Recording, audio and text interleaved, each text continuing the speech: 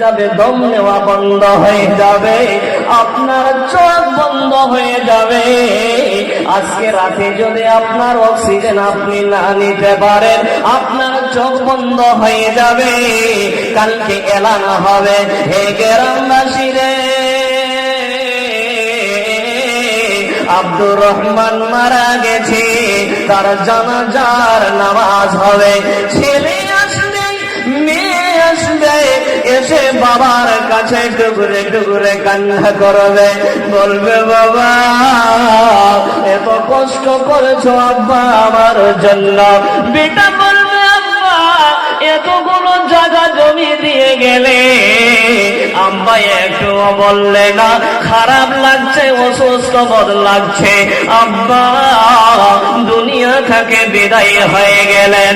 বন্ধুরে আমার, বলছিলাম আল্লাহর সব থেকে বড় নিয়ামত আপনি আমি নিচ্ছি, সেটা হলো অক্সিজেন। ওই অক্সিজেনের আল্লাহ আমাদের কাছে টাকা চাই না, আল্লাহ আমাদের কাছে টাকা কড়ি চাই না, আল্লাহ আমাদের কাছে ধন দৌলত চাই না, আল্লাহ আমাদের কাছে চাই শুধু প্রশংসা। তাই সকলে বলেন আলহামদুলিল্লাহ। বাবা উঠতে বসতে এই প্রশংসাটা আল্লাহ করতে পারবো না?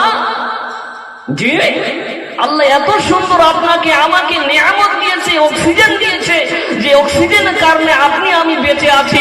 আজকে আপনি আমি দুনিয়ার কাম করতে পারছি। অক্সিজেন বন্ধ হয়ে গেলে, অক্সিজেন না নিতে পারলে মানুষ বেঁচে থাকতে পারে? বাবা বেঁচে থাকতে পারে? কেউ পারবে না, কেউ পারবে না। বাবা শর্ট করে বলে যাচ্ছে, আমার টাইম বেশি নাই।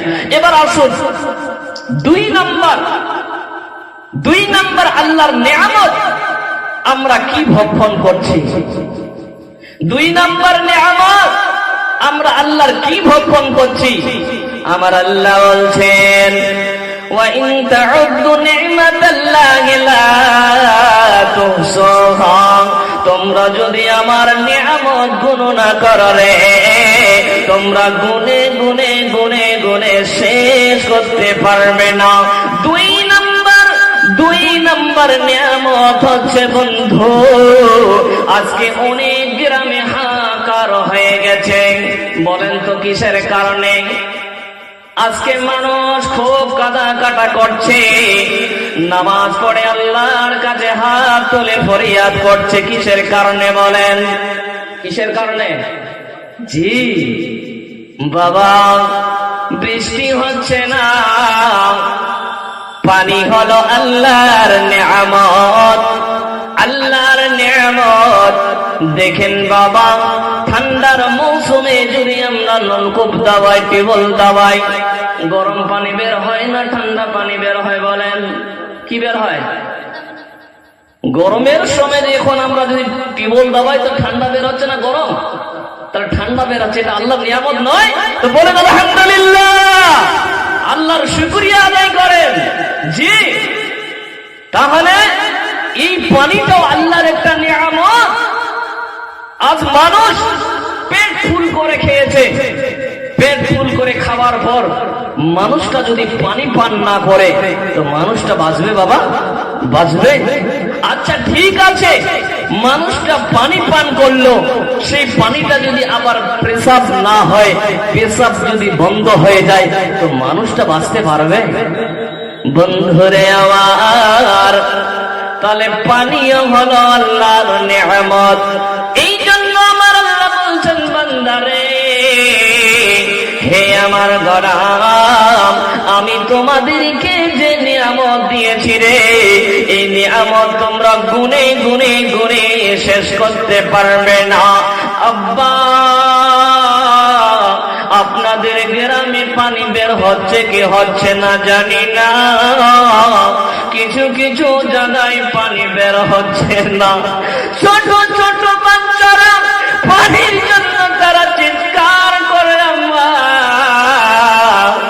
পানি দাও, মা পানি পান করাও, আম্মা কলিজা শুকে গেছে, পানি দাও আম্মা পানি দাও।